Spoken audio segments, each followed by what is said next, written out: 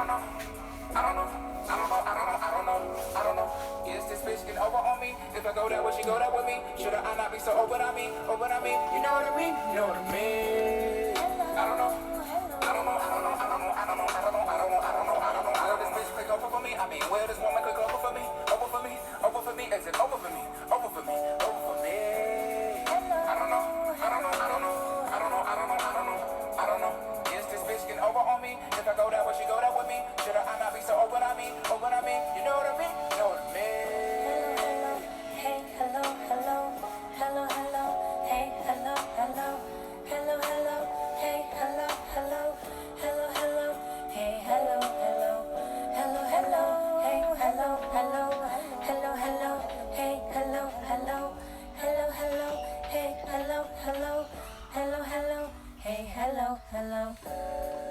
Hello, it's me, babe. I've thought about us for a long, long time. Maybe I think too much, but something's wrong. Something that's here that doesn't last too long, too long. Maybe I shouldn't think of you as mine. I can't help it, baby, yeah. See you.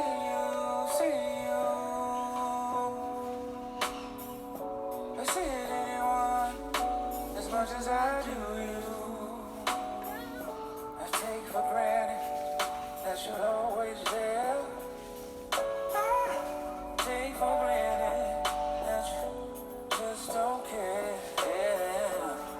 And sometimes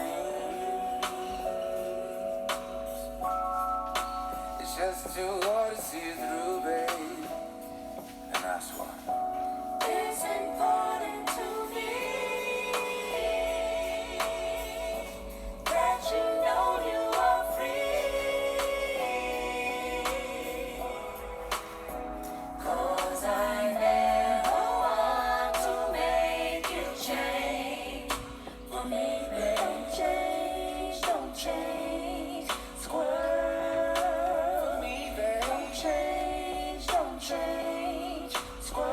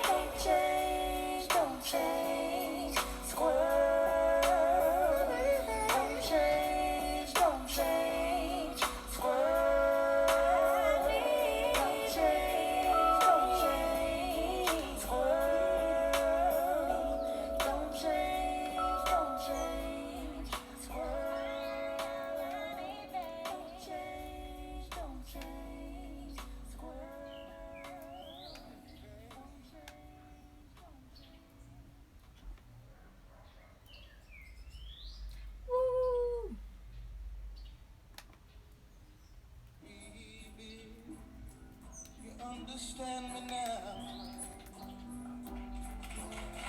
Sometimes you see that I'm mad. No one can always be an angel. When everything goes wrong, you see some bad. I'm just a soul whose intentions are good.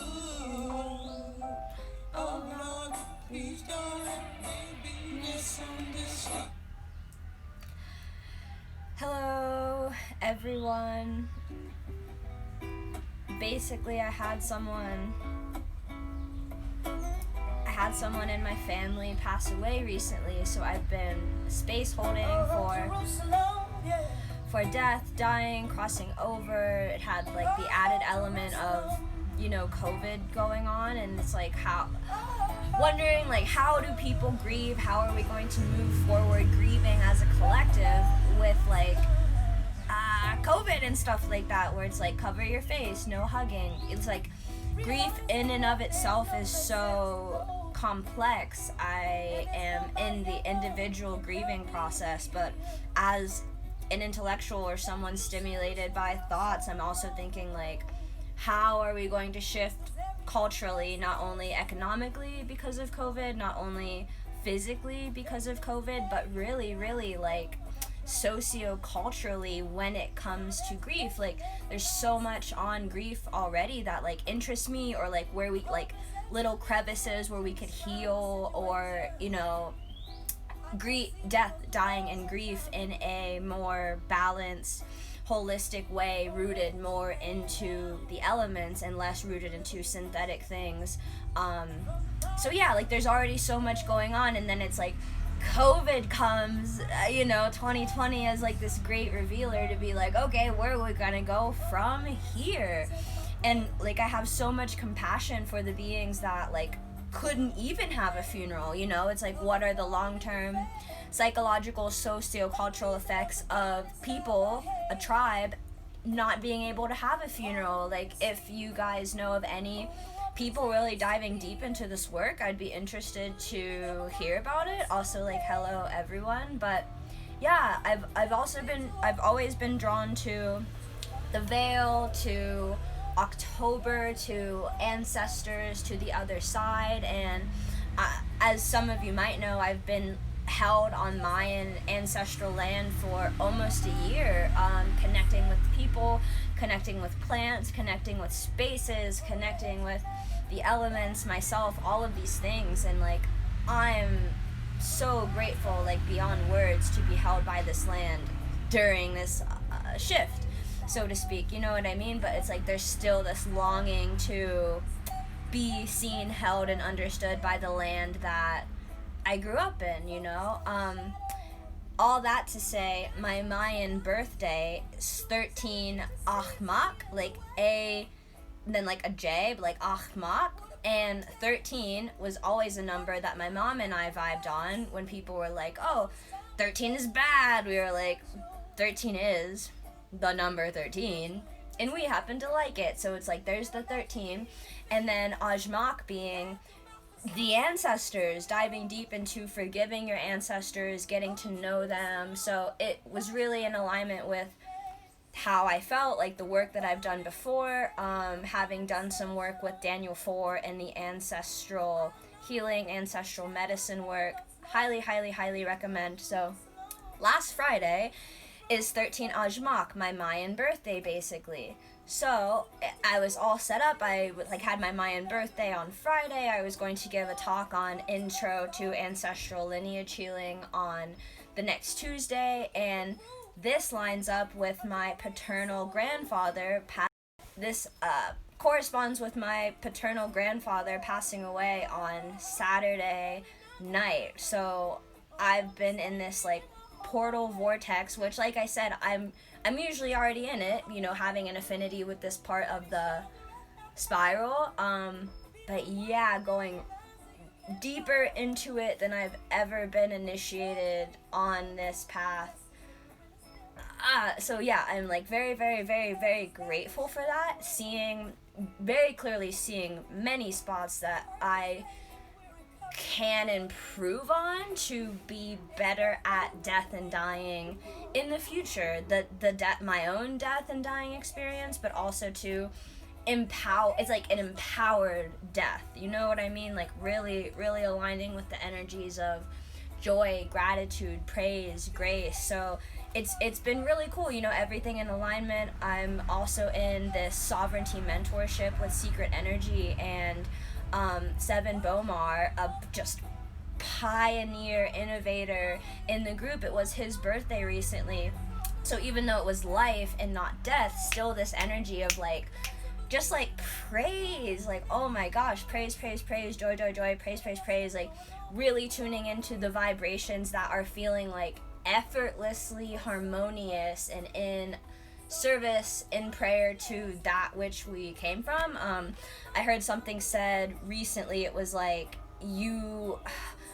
essentially, like, we are little seeds to our ancestors being these, like, great giant trees, beings, like, however you want to conceive of it. And, like, even though we are in a younger or baby state of that, like, it is known, it is perceived, it is clear what seed we come from, like what star seed, what plant seed, whatever. And it was so cool and humbling to me, because sometimes I feel just like so off base from my ancestors. For example, say my ancestors were like building temples from having mastered their thoughts and like mastered manifestation and meditation, and yes, the temple's always been there, don't you know, that type of magic. And then I'm like on my phone trying to understand Instagram for marketing, you know what I mean? So it's like sometimes I can get really hard on myself, and elevating the ancestors in my experience and like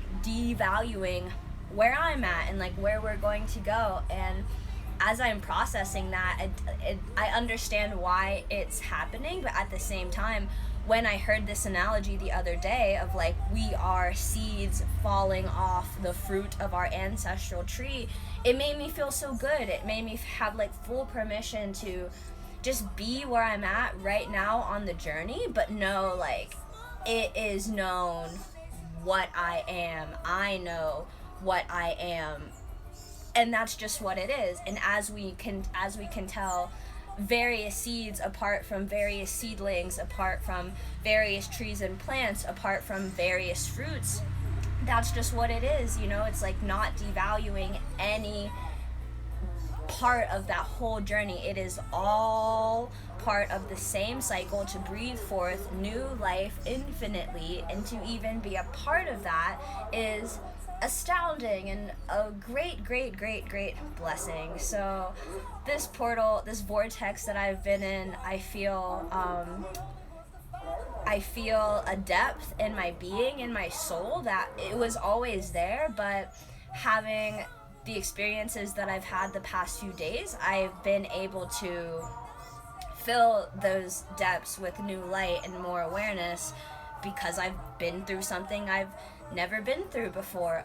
No one that close to me, as fascinated as I've always been with death, no one that close to me has ever really passed away, you know. It's been like people close to people I'm close to, you know. It has that like barrier there to where I've like entered into the space of death, but it's been like just farther removed, you know. It's like when you meet a friend of a friend, it's like you're chummy and you're like, yeah, but it's not the like same thing as your friend, as your homie.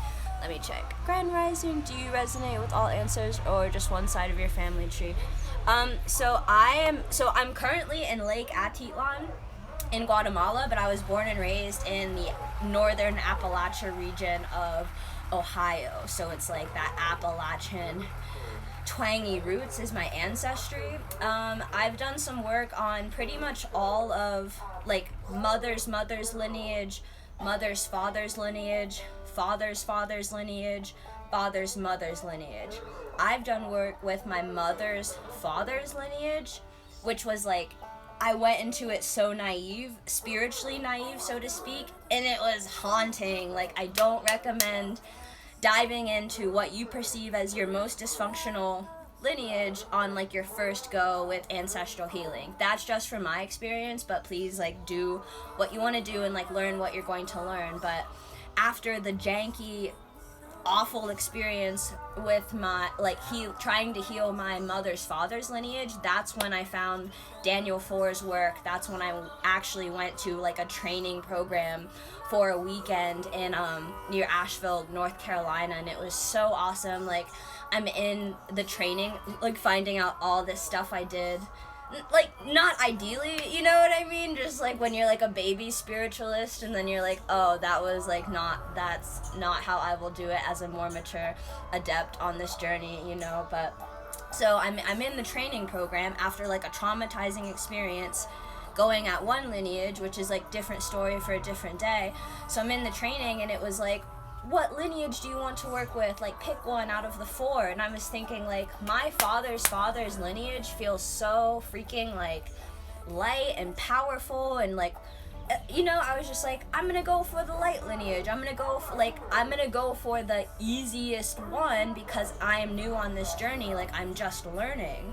So I did work on my father's lineage, and it was like, oh my gosh, so beautiful, because firstly, it challenged my concept of ancestors. Like, when I thought ancestors, I thought like my great-grandparents, my great-great-grandparents, like recently dead, But when I was dropping into this work, I was connecting with like ancient ones, like almost like beyond form, beyond thought. Like, think like primordial, think like the elements. Like, if you go back far enough, there are some like really stable, strong, like pillar, unwavering type of forces that I think are like all of our ancestors. I think like the elements, like that which came before to build all of this. So yeah,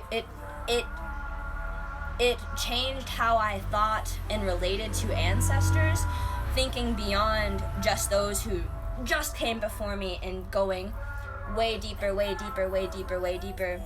Another thing I learned in that training was to have boundaries, just like with humans and with time and with space and with like anything, having boundaries. Because like something that I've done in the past is like, okay, like I'm calling in the ancestors, and what happens is like some of our ancestors were really, really, really dysfunctional, traumatized, heavy, dense beings. So people like myself, it's like they'll go into ancestral lineage healing or ancestral reverence, ancestral, like the altar, everything, and they'll just be like, ancestors come, and then you're sneaky, I don't even know, but some characters, some energies will get in there and they'll be like, I was invited, I'm on the list, I'm an ancestor. But actually, I would recommend, for myself, it's like you have boundaries, and you're like, okay, I'm calling in healed ancestors, well ancestors, like you want to vibe with the ancestors that are vibing with you. Like, if you're doing stuff with herbs, if you're doing stuff with healing, like you don't want to reach out to the ancestor that thought that was like evil or something like that, because that was valid.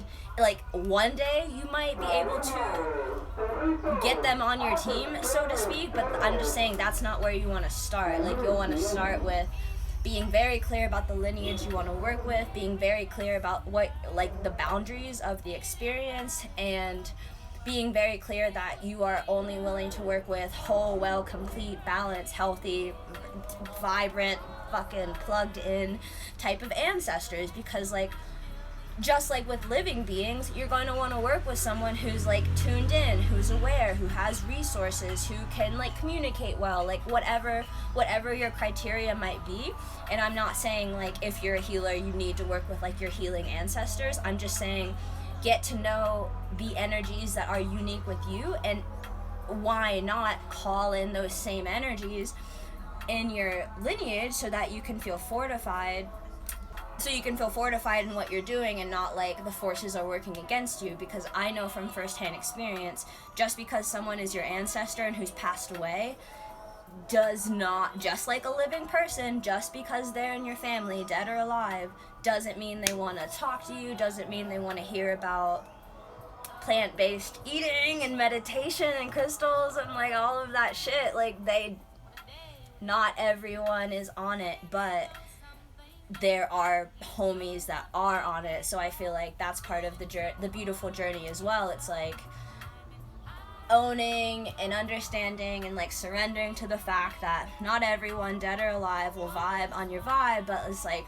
when you find beings that are on the vibe, like such awesome co-creation, such awesome synergy, such awesome like harmony and resonance, and in a way that is so in flow. It's not forcing, it's not seeking, it's not grabbing, it's literally like it's composed and it's being, and it attracts that which is on its frequency, like easily said, harder to do. But yeah, that was my bit on ancestors. I'm going to Be right back. I'm going to get my phone charger so that I don't die.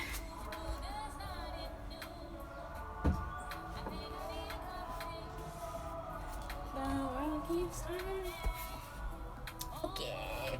One moment. How's it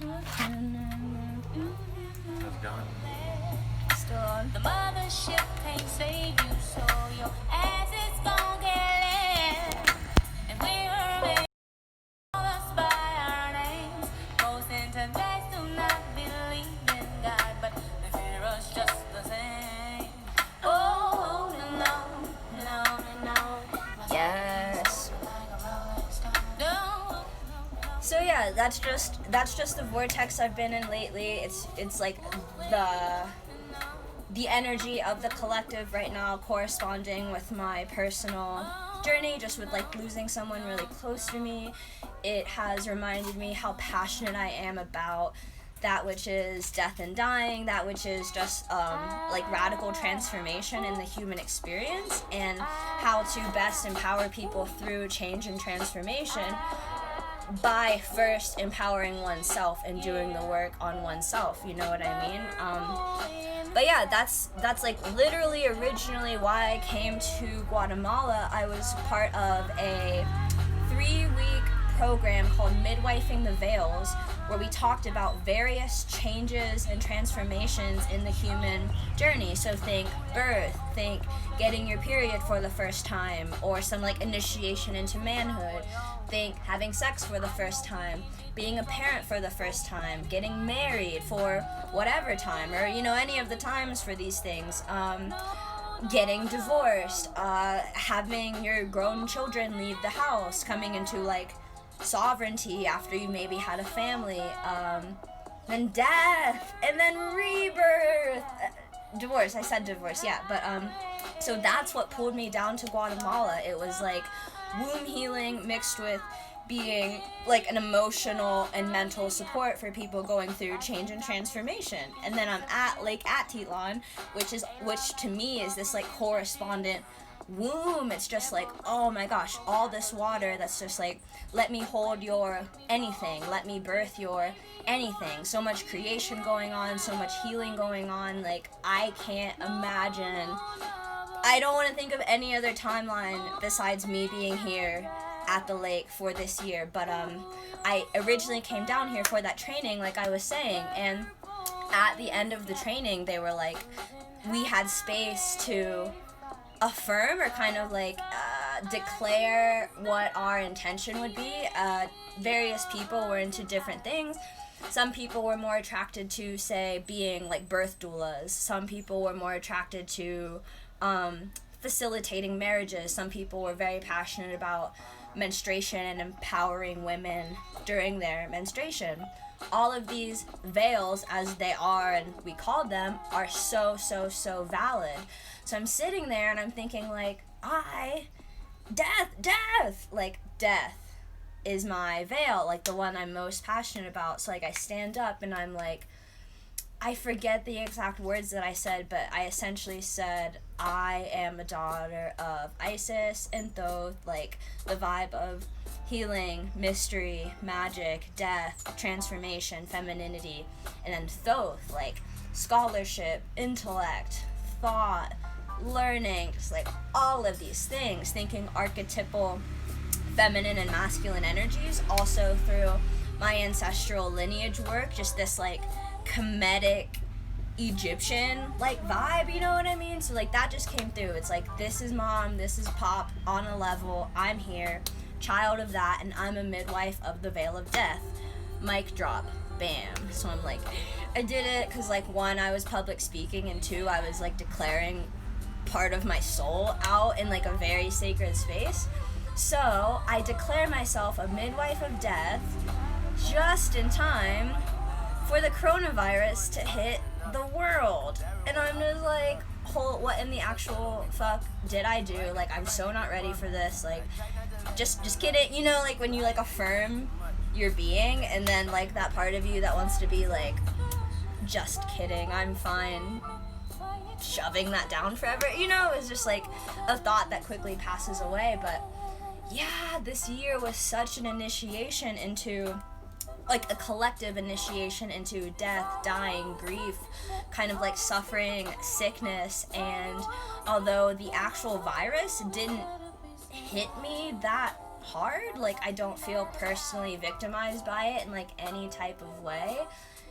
Now that we are at October, now that we are near Halloween, now that we're near the moon getting to be a full moon, now that the veil is like the thinnest, now that it's like my Mayan birthday having to do with death and forgiveness and ancestors, like I, along with the collective initiation, I am now personally initiated on a level I've never been to before with death. And yeah, I don't know where to go from here. I trust that my soul will flow where it's meant to go and like where it will go on this journey. But yeah, I'm here to talk about death, kind of like have uncomfortable conversations, give like physical or etheric good vibes for death. I'm here to help people activate their dream space or like psychedelic space, like altered state space, to where they can like practice dying, like conceive of their own death in a way that's not so traumatizing. Because like,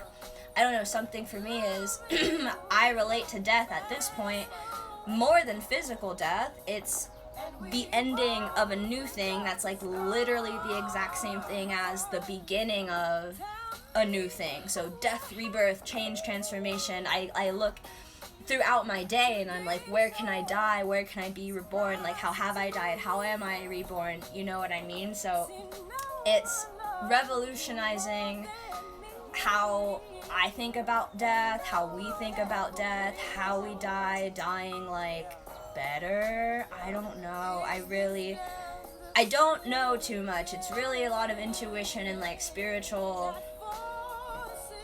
being, you know what I mean? But at the same time, I'm excited for my intellect and my like willpower to get more tuned into like, what do humans, earth side, and spirits freshly spirit side need to ascend, to be light, to go to.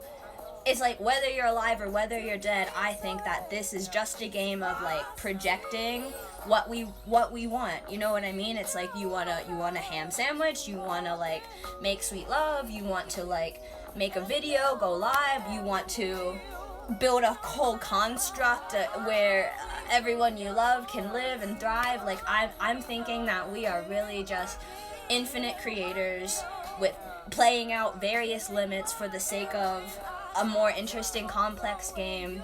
And I think when we die, it's a similar thing. Like, if people are tripping out on, I didn't do X, Y, or Z, or like, my family's gonna suffer without me, or like, I go to hell when I die, or like, whatever. I think whatever the projection is, I think that's literally what happens whether you're dead or alive. You know what I mean? So it's like, I'm here for clear projections, I'm here for light, I'm here for shadow integration, I'm here for ancestral lineage healing, I'm here to try to stay connected to my African American roots despite being like blossoming globally at this point. So anyway, I came on here originally to share a poem, which I am going to be sharing. It was first shared in that sovereignty mentorship space through Secret Energy that I was talking about, and this was when someone else's father had passed away. And yeah, I don't want to rant too long. I'm gonna drop the poem.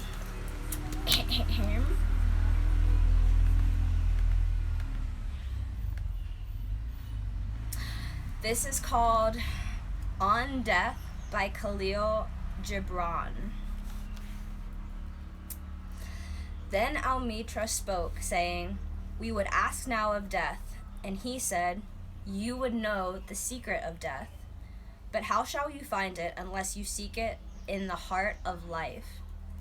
The owl whose night-bound eyes are blind into the day cannot unveil the mystery of light. If you would indeed behold the spirit of death, open your heart wide unto the body of life.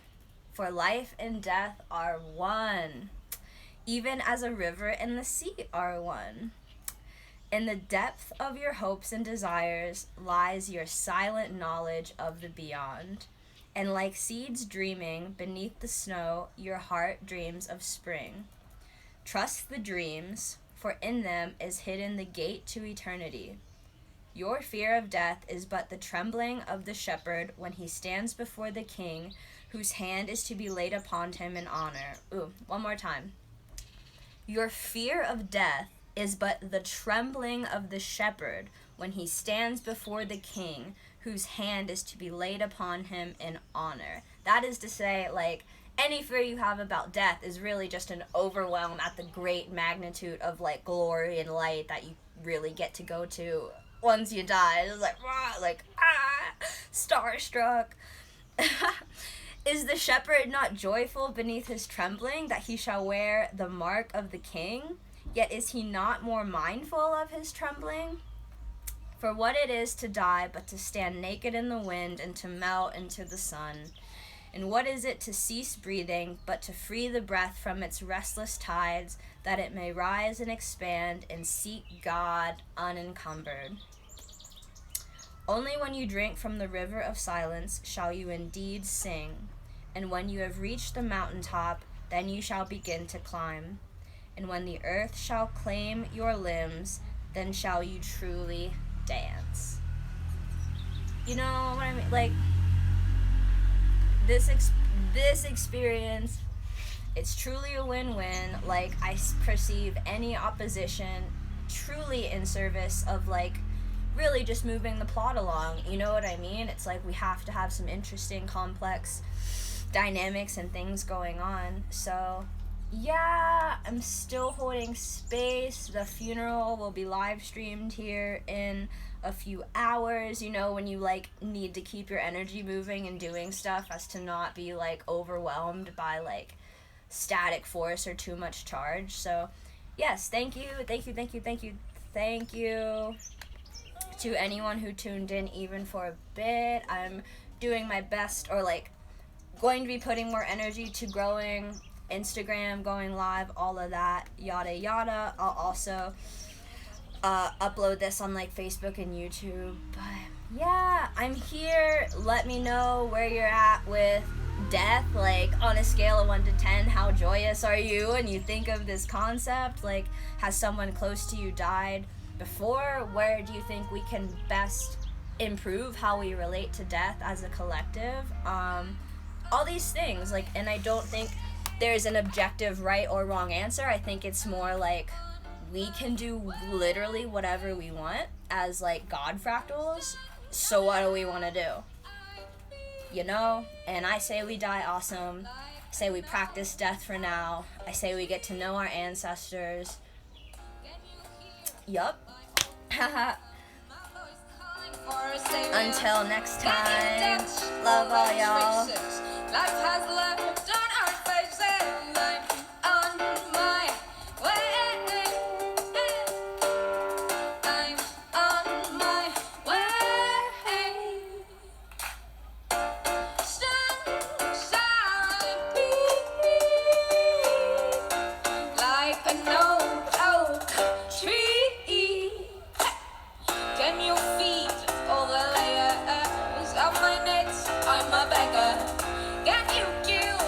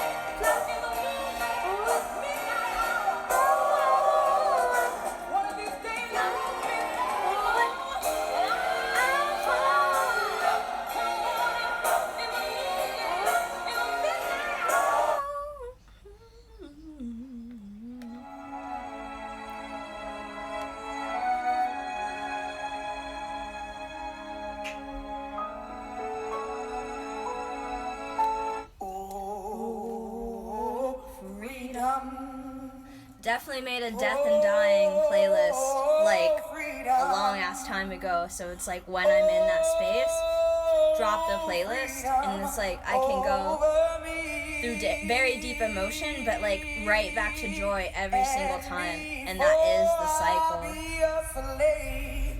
I'll be buried in my grave and go home to my Lord and be free. Oh, freedom. Oh, freedom. Freedom. Oh, freedom. Oh, freedom over me. And before I be a slave, I'll be buried in my grave and go home to my Lord and be free.